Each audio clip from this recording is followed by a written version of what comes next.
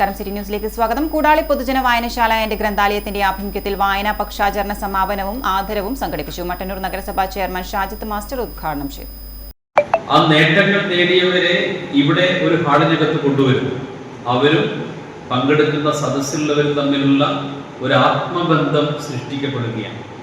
ഇന്നിപ്പോൾ ഏറ്റവും കുറഞ്ഞു വരുന്നതെന്ന് ദൃഢമായ സാമൂഹ്യ ബന്ധമാണ്. ആ സാമൂഹ്യ ബന്ധത്തിന്റെ കുറവാണ് എല്ലാ തരത്തിലുള്ള തിന്മകളിലേക്കും നയിക്കുന്നത്. കുട്ടികളിൽ ലഹരിയുടെ ഉപയോഗം വ്യാപകമായപ്പോൾ കേരളത്തിന്റെ മുഖ്യമന്ത്രി ശ്രീ പിണറായി വിജയൻ അദ്ദേഹം നടത്തിയ പ്രസംഗത്തിൽ പറഞ്ഞുള്ള പ്രധാനപ്പെട്ട കാര്യം നമ്മളെല്ലാവരും ശ്രദ്ധിച്ചിട്ടുണ്ട്. അദ്ദേഹം പറഞ്ഞത് കുട്ടികളിലെ സാമൂഹ്യ ബന്ധത്തിന്റെ കുറവാണ് ഈ ലഹരിയുടെ വ്യാപനം ഉണ്ടാവാൻ കാരണം വീടാകുന്ന ഒരു പെട്ടി, ആ പെട്ടിയിൽ നിന്ന് സ്കൂൾ ബസ്സാകുന്ന മറ്റൊരു പെട്ടി, അവിടെ നിന്ന് വിദ്യാലയമാകുന്ന മറ്റൊരു പെട്ടി. ഈ 3 പെട്ടിക്കകത്താണ് കുട്ടികളുടെ ജീവിതം.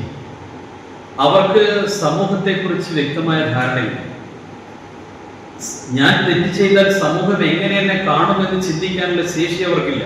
കാരണം അവൻ സമൂഹവുമായി ബന്ധപ്പെട്ടിട്ടില്ല. അത് പ്രധാനപ്പെട്ട പ്രശ്നമല്ല.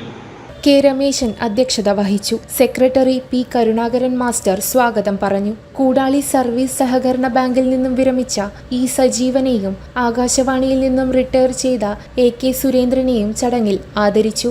കഴിഞ്ഞ വർഷത്തെ ഏറ്റവും നല്ല വായനക്കാരിയായി തെരഞ്ഞെടുക്കപ്പെട്ട KC സജിതയ്ക്ക് വായനാ അവാർഡും വായനാ ചലഞ്ചിൽ ഏറ്റവും നല്ല വായനക്കാരിയായി തെരഞ്ഞെടുക്കപ്പെട്ട CA ശ്രീപാർവതിക്കുള്ള ഉപഹാര സമർപ്പണവും ചടങ്ങിൽ നടന്നു. എഞ്ചിനീയറിംഗിൽ PhD നേടിയ ഡോക്ടർ ശ്യാമിലിയെയും PSC റാങ്ക് ലിസ്റ്റിൽ LPSA 1ാം റാങ്ക് ജേതാവ് NK ഹരിത്തിനെയും പരിപാടിയിൽ വച്ച് അനുമോദിച്ചു. പുസ്തക സമാഹരണത്തിന്റെ ഭാഗമായി retired panchayat secretary K Rajan നൽകിയ 11,500 രൂപയുടെ പുസ്തകങ്ങൾ ചടങ്ങിൽ ഏറ്റുവാങ്ങി.